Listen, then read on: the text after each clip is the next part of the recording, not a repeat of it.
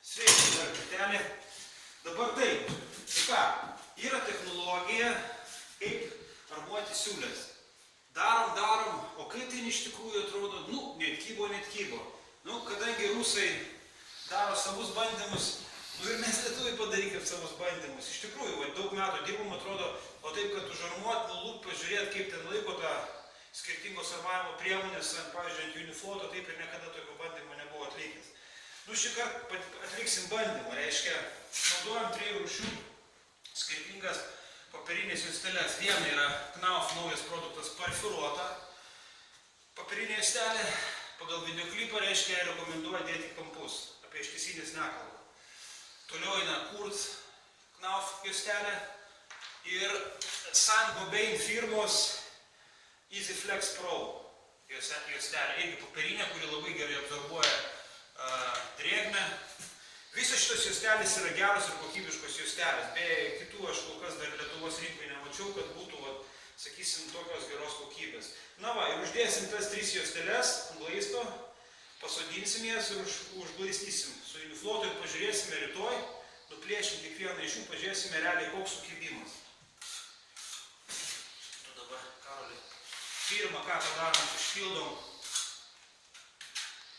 Gali šarčiau kreipti. Užpildom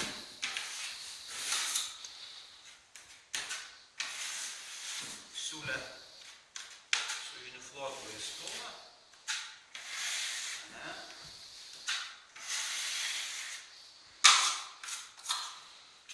Paskui sodinsim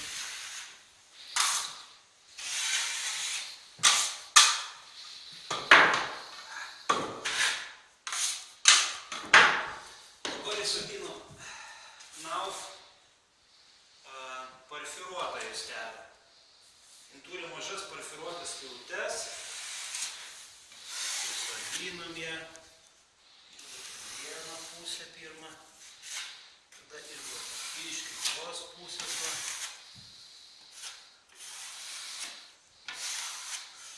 Tepant susidaro įspūdis, kad šitos juostelės reiškia, gebėjimas priimti drėgmę yra ganėtinai silpnas. Dėl to, ko gero, ją aš rekomenduočiau arba įmirkyti, arba sodinti ant polimerinio glaisto į kampus, kaip rekomenduoja Vydas.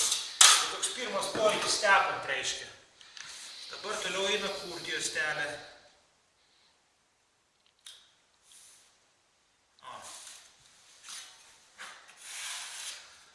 Dabar pojūtis tepant kurti juostelę, jeigu atkreipi dėmesį. Čia atsiranda tokia lengva griežta linija. Ten oro papačia nėra, bet ten tarsi, kaip sakyti, nepaima tiek greit drėgmės ir dėl to neišlieka tokia pat juostelė savy, tokia, kaip sakyti, gan priešinasi gražiam įlindimui į glaistą. Su kurti juostelė yra rezultatas daug geresnis, bent jau glaistas atrodo.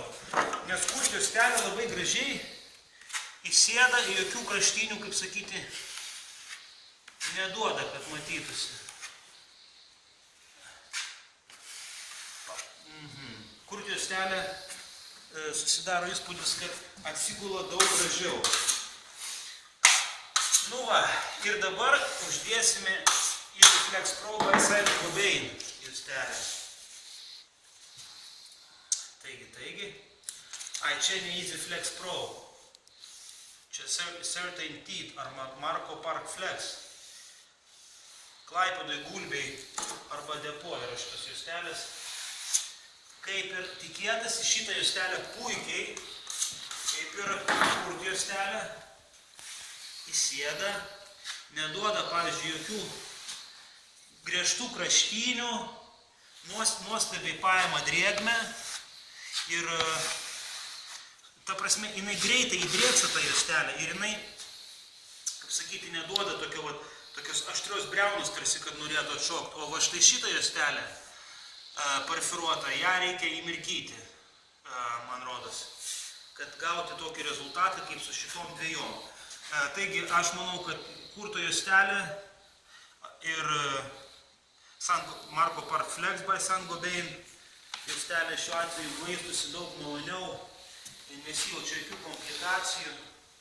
O rytoj išdžiūvus į jas mes nulūksim ir pažiūrėsim, koks rezultatas. Glaistas naudotas Uniflotas, Knaufo produktas. Nu va, atėjo kita diena, Uniflotas kaip ir faktiškai išžiūvo, atrodo bent jau išžiūvęs. Dabar atplėšim kiekvieną iš juostelių ir pasižiūrėsime rezultatą realų sukibimą. Pabandysiu apibūdinti. Dabar juostelės įsėdimas pats į originalią siūlę ar yra pakankamas, nes šiaip visą laiką glaistom taip, kad juostelė neiškiltų, net nebūtų lygiai su paviršium, kad dar būtų galima ant viršaus užtepti Unifloto ar tai polimerinio glaisto, priklausomai nuo kokią mes technologiją pasirinkam keliauti. Bet šiuo atveju reiškia irgi taip pat tikslas yra, kad popierinė juostelė būtų šiek tiek žemiau paskendusi originalią siūlę. Taigi, pasižiūrėkime. Dar užauginti masės kažkiek lieka. Pirmu atveju, čia sukurta juostelė. Ir čia irgi su knaufinė juostelė, bet kur, sakysim, kur kampas truputį, tarsi nori riestis į viršų. Dabar bandom plėšti, reiškia. Plėšim pirmą knaufo parfiruotą juostelę. Ir žiūrim, kas gaunasi. Sukibimas su paviršiumi geras. Atrodo, kad geras iš tikrųjų. Palaukite.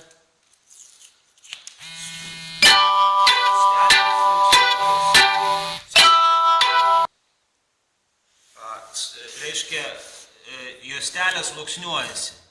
Čia super variantas, aš manau, produktas kokybiškas. Lieka netgi Knaufo ženklas glaiste ir aplinkui pilna paplyšusios plėvelės, kita net nenusiplėšint tiek įkybusi. Sakysim, tai pirmas variantas tinka, tik tai galbūt ta briauna, sakysim, su ją sunkiau truputį drėgmę absorbuoja paprasčiau. Tai, pavyzdžiui, galima įmirkyti arba galima irgi taip daryti, apglaistyti, kaip ir viskas tvarkoja, jokių burbuliukų nieko. Dabar antras variantas. Kurto juostelė. Geras variantas. Kurto juostelė, čia jau beveik visi žino, kad kurto juostelė viskas labai fainiai. Su ją žymiai lengviau dirbti negu su šita parfiruota Knaufo juostelė. Irgi taip pat sluoksniuojasi, visur čia iš tikrųjų popierius lieka. Kažkur storiau, kažkur ploniau, bet vienu žodžiu rezultatas irgi patenkinamas, galima ir tą naudoti, ir tą naudoti. O, pasižiūrėkite, kaip gražiai, labai tolygiai visur nusiplėšė popieriukas, reiškia irgi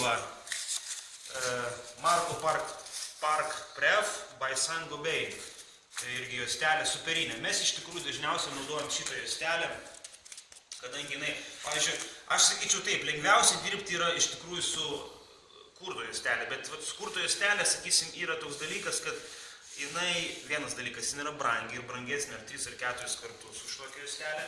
Kitas dalykas yra, kad jinai yra stora.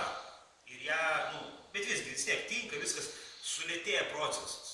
Bet dėl armavimo tarp šitos ir tarp šitos juostelės, netgi tarp tos, nepasakyčiau, kad yra skirtumas, bent jau taip vizualiai. O su šita juostelė, jinai yra prieinama labai kaina gera jos ir reiškia, susiarmuoja puikiai, jinai puikiai armuojasi tiek ant polimerinio, tiek ant gipsinio Uniflot būtent glaisto. Jokio kitokio, ne koks kufileris ar fugenfuleris, absoliučiai netinka armavimui su popieriu. Ir labai prieinama kaina ir plus privalumas yra, jinai yra plona juostelė. Reiškia, su ją lengviau dirbti ir jinai tinka ir kampams puikiai ir reiškia, kas gaunasi? Gaunasi, kad Uniflotui sudėti popierinį juostelę be jokių problemų. Bet svarbu pasirinkti gerą juostelę, kuri pakankamai gerai absorbuoja drėgmę.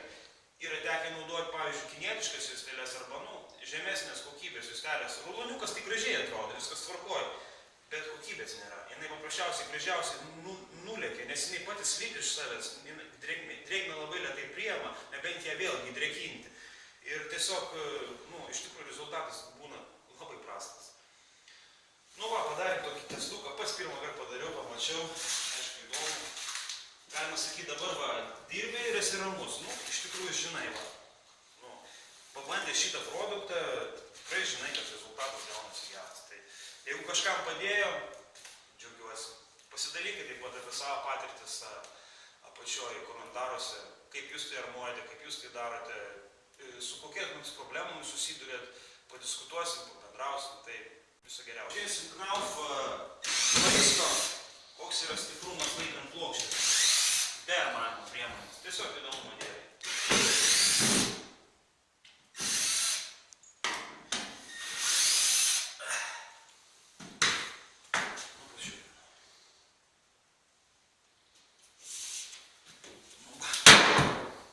Ta prasme, jis yra pakankamas, nes plokštė tiek nevaikšto, bet ta prasme laiko, tikrai laiko.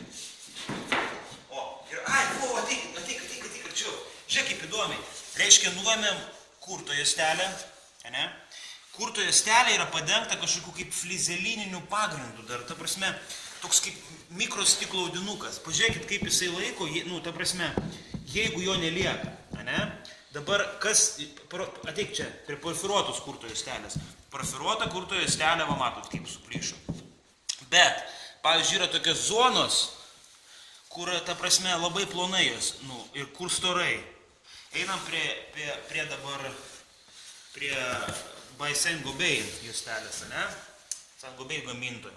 Reiškia, visur gražiai nuplėšta juostelė, palieka tas toks plonas, popieriukas irgi. Tai galima visgi būtų teigti, kad armavimo priemonė visgi stipresnė yra tiek šito, tiek to. Taip, tai pasižiūrėjus, gaunasi taip. Nes kurto juostelės kaip ir, ta prasme, gipsui duodama vaikščioti daugiau, o čia kaip ir ne. Taip išeina. Mes bent jau tą pamatėm. Gerai viskas.